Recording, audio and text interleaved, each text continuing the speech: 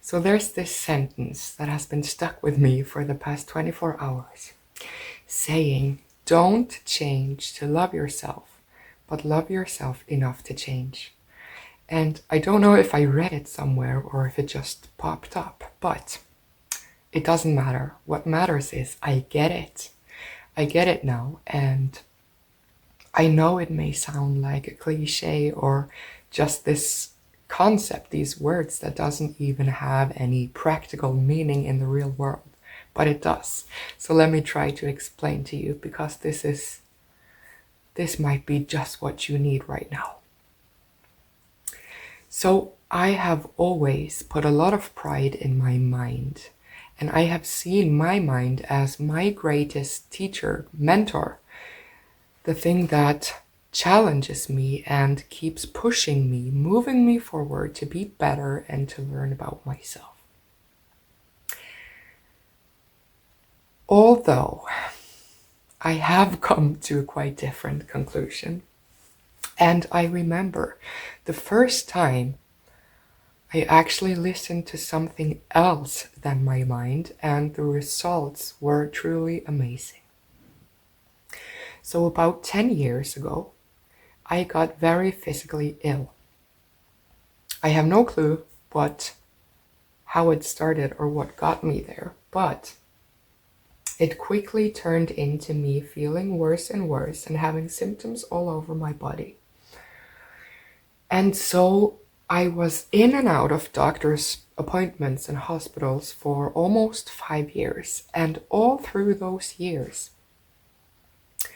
my mind was telling me, you must focus on this to figure out what's wrong with you, to fix yourself, to show yourself the love that you need. In the end of this, you can come out being well again. So the more doctors I saw, the more my mind told me this, because all of these doctors, they came from their own expertise, which was one part of the body. So they were all talking about their part of the body, but my issue was that I was having symptoms and problems from all over my body, and none of these doctors would take the whole picture into consideration. They only looked at a small piece of the puzzle, and they told me what could be going on from there. But my mind saw that this didn't match with my other parts of my body and how they were all connected. And of course, the longer time that went by without me getting any answers from them, my mind's voice grew louder and louder, getting obsessed about figuring this out myself. If they couldn't see the whole picture, my mind could do that. I could connect the dots and read and analyze and think through everything that could mean something, so that I could come out of that experience feeling the love I deserved for my body and for my life, because I didn't feel a lot of love anywhere those days, right? And after, I would say, almost 5 years of that, my mind had tried everything, and my mind was exhausted. My body was exhausted. Everything about me was so tired. And I had gotten the final answer that they couldn't help me. They definitely knew something was wrong, but they were nowhere closer to finding what that was or what could help me.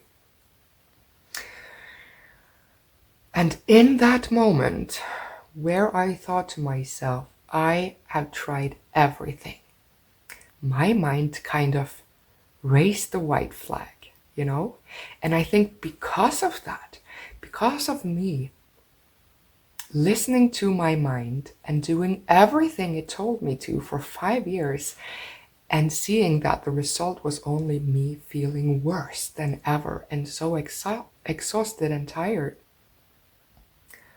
my mind went quiet for just a split second, and then this other voice got to me. It finally got the space to get through to me and said, well, if you've tried everything your mind has told you to do, what is the one thing your mind hasn't told you to do? First I was like, what?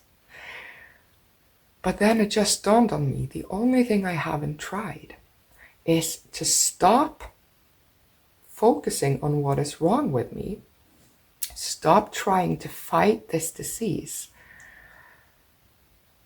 and focus on whatever feels good to me instead. And in that moment, something massive happened, and I haven't been able to put words on it, truly put words on it until now, where I see that in that moment, up until that point, I had been thinking and believing that I was showing myself love by trying to fix this problem. But what I had been doing was trying to fix the problem so that I could experience the love that came afterwards when I got well again. And today I see the distinction between the first 5 years, which was basically me fighting the illness. But when I then raised the white flag, I, on some level, finally chose to allow the wellness. They seem like two sides of the same story, but they are very different. What I did that I didn't really realize until now, when I chose to give up the fight and start looking for relief instead, that is when I gave myself the love first. And from there, healing came.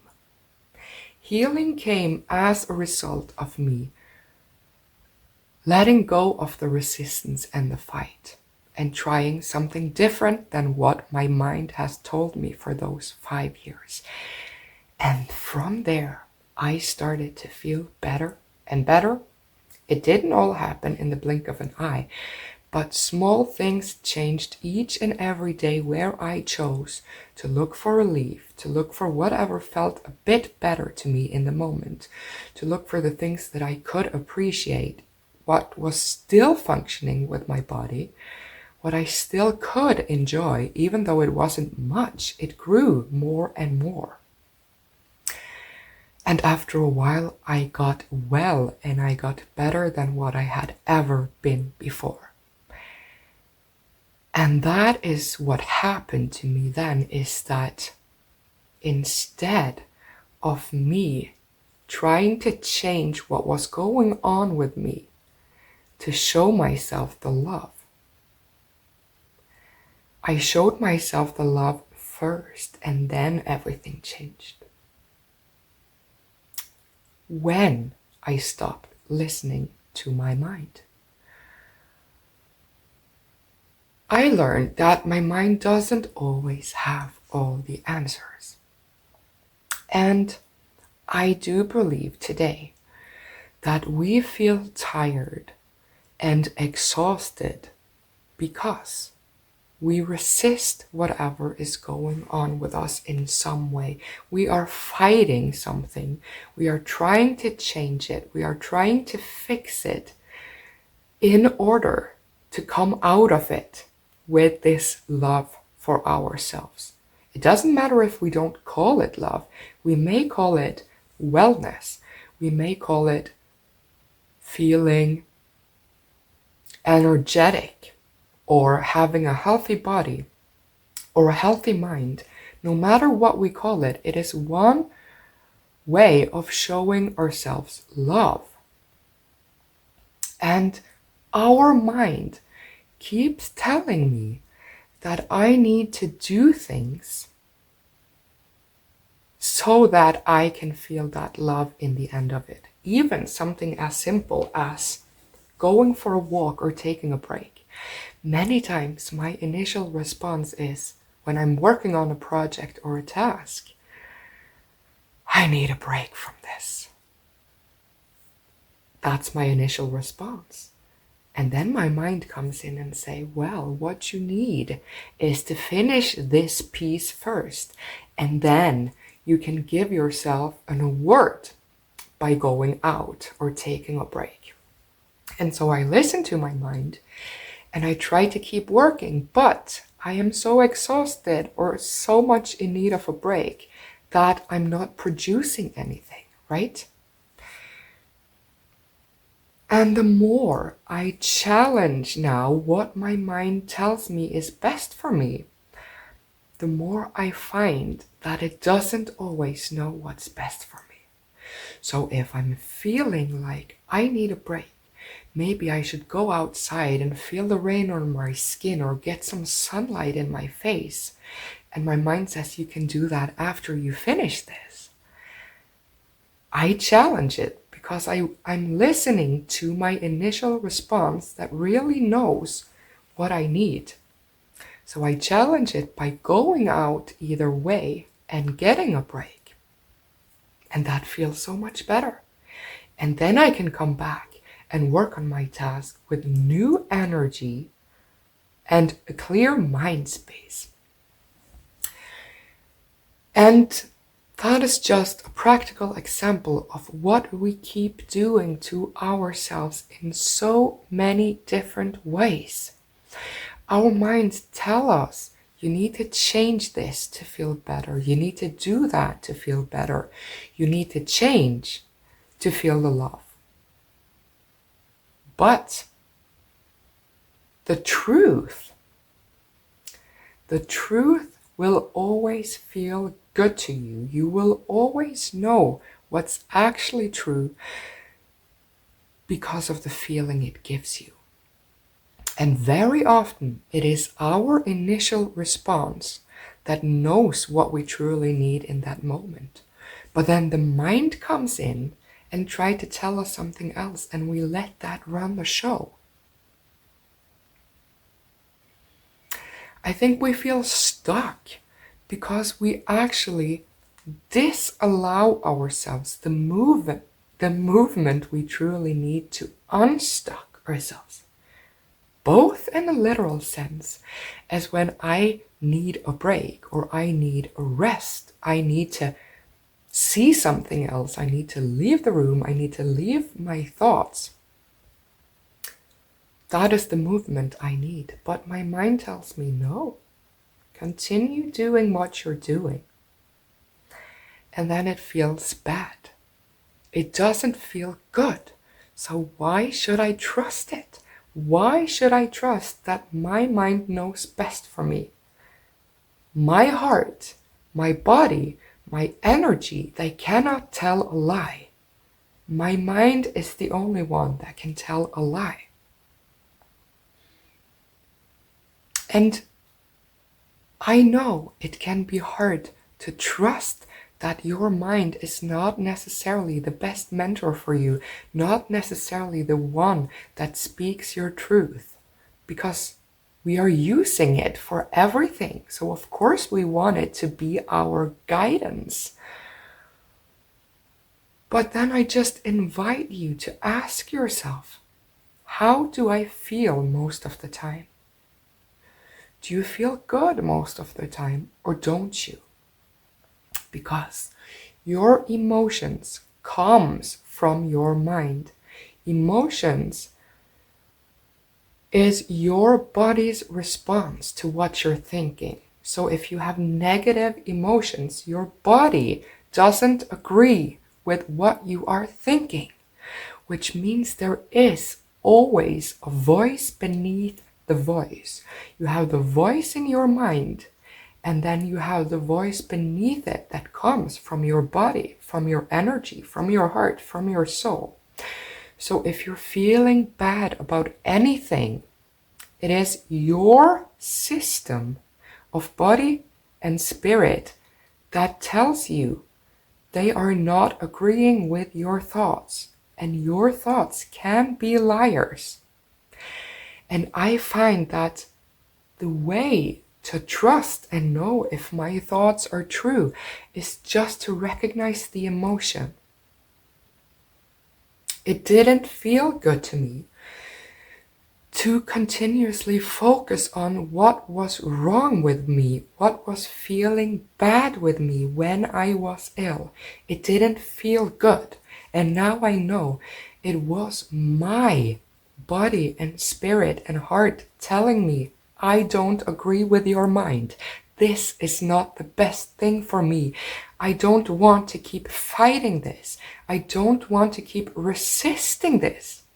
Because resistance and fighting makes us tired, makes us defeated, makes us exhausted and filled with fatigue. So the more I fought what I didn't like about myself, the more I tried to fix it, the more I tried to change it, the more exhausted I got, because there was a voice beneath the voice screaming at me, please let it go. I just want to find relief. I don't want to fight anymore. But then my mind, the voice of my mind grew louder and said, of course you have to fight it. If you don't fight it, you will never defeat it. You will never feel better. You will never feel love for your body, for your life. But that wasn't true. It didn't feel good to me, and it wasn't true. And I'm so glad that I got to see that. I got to test it in a practical way. I got so sick of resisting it, of listening to my mind, that I just gave it up and I stopped resisting what was. And I looked at any kind of relief. If I needed to rest, I allowed myself to rest without letting my mind come in and say, no, you should fight, you should work, you should do something. Once I allowed that, I stopped the fight, I found relief, and I felt a bit better because I didn't produce new thoughts that my system could disagree with and get more exhausted from. So I showed myself the love first by doing whatever felt better to me, whatever felt at ease to me. And from there, my whole system got better. I loved myself first by showing myself this kindness and this allowing instead of fighting and resisting. And from there, healing came. That's what I mean by don't change to love yourself, because that will always be resisting something, that will always be fighting something, and it will drain you. Love yourself enough to change. And then when you do love yourself enough, change comes naturally, because you take the path of least resistance.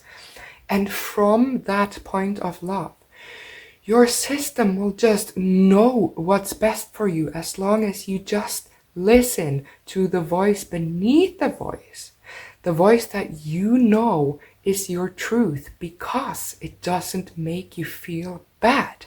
It doesn't make you feel like you're fighting something or resisting something. Then you don't even have to take these hard work or this hard action towards changing, because it will happen organically. Your body, your heart, your spirit knows what to do. Your wound heals without you telling it to heal. It just does, because you allow it. You don't think that you have to make a decision to heal it. You don't have to control it with your mind. You just allow it and it heals. And what I mean by giving yourself love, you don't have to really think that you love yourself. You don't have to look at yourself in the mirror and say, I love you. If that feels weird to you, if that doesn't feel true to you, you don't have to feel it first. You just have to give it first. Give yourself the love. because you cannot just feel love if you have never given it.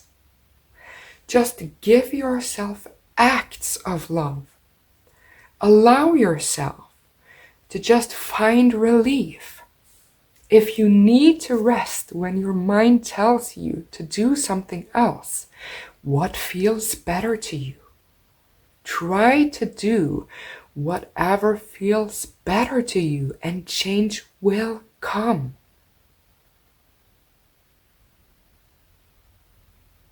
Love doesn't come from healing. Love is the source of healing. Love comes first, and then healing comes naturally. And only you know what you are resisting right now. If you are trying to make yourself do something that doesn't really feel good to you, or if you are resisting something, if you're trying to change something about yourself that you don't like because you want to love yourself in the end, don't go about it that way. Listen to the voice beneath the voice. What is it that you really need in this moment? That is when you show yourself the love first. Don't just take your thoughts for granted. Don't just believe them. It's like going for a walk and you have a destination in mind, but you don't know the directions. So you ask someone for directions and they give you an advice on which path to take. And if you find yourself walking and walking and walking, but never reaching your destination, you are free to stop and think, well, if this feels off, maybe it wasn't the correct advice. Maybe there is another way. There might be another way for you. Don't try to change anything in order to like yourself or to like your life. Give yourself the love first. Any action of love, any giving up a fight, any resistance. What feels better to you in this moment? What kind of thoughts are you having that is draining you, that is keeping you stuck, that is making you feel tired and exhausted? What are you resisting? What are you trying to fight? Remember that a fight against something will always be a fight, and fighting something will always exhaust you. Resisting something will always exhaust you. Give it up.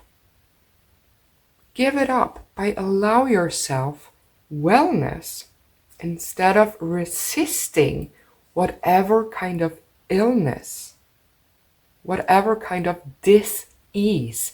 It's in the word dis-ease. Just give yourself some ease and see what happens. What is your voice beneath the voice? What is your signal that feels good to you, relief to you? Listen to that and then watch what happens.